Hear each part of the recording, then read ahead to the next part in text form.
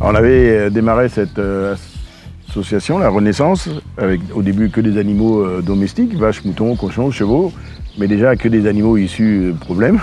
Quand on a commencé les travaux pour devenir refuge faune sauvage, zoo-refuge, en 2017, c'était des champs tout autour. On avait 20 hectares, c'était des champs avec 3 cabanes qu'on avait mis pour quelques chevaux. On voit la transformation aujourd'hui.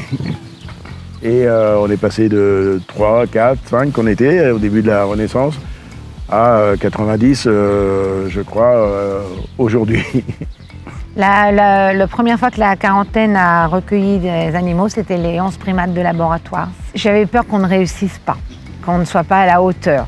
Et ça a été vraiment, ça s'est très très bien passé, notamment Lisa qui a été exceptionnelle, qui leur a donné tout l'amour qu'il fallait.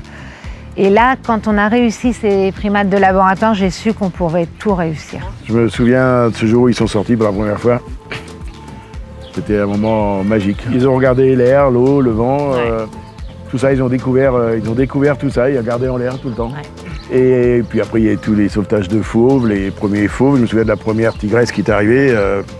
Elle avait un cancer. Elle avait un cancer. Quand j'ai entendu le rugissement dans la quarantaine, j'ai cru que les bâtiments allaient s'écrouler. J'ai demandé qui a rentré une Formule 1 dans le bâtiment de quarantaine, ça sert à rien. On disait, oh là là, qu'est-ce qu'on a fait? Comment on va faire?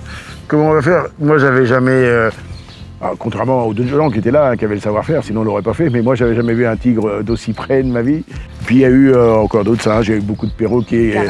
Il y a eu 300 perroquets dans une maison un jour. Il y a eu des caracals, des servals, des saisies, puis il y a eu les éléphants. Ouais. Et puis il y a eu plein de petites panthères.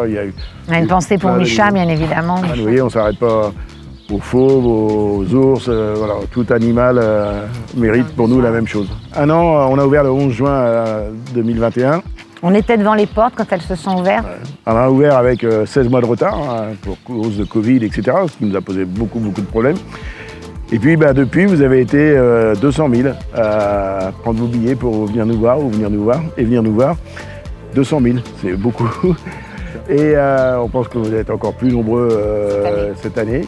On a échangé, parlé avec beaucoup d'entre vous à chaque fois que vous veniez. On s'est pris dans les bras, après le Covid, on s'est pris dans les bras, on a fait des photos, etc. Voilà, sachez qu'on est tous les jours là sur le parc. Longue vie à la tanière, c'est qu'un début. Oui. C'est qu'un début. Et on a des projets énormes pour la tanière. On a plein de projets. Si je vous racontais tout aujourd'hui, vous nous prendriez pour des fous. Voilà, on vous aime tous très fort. Très fort. À très vite. Bon anniversaire à la tanière.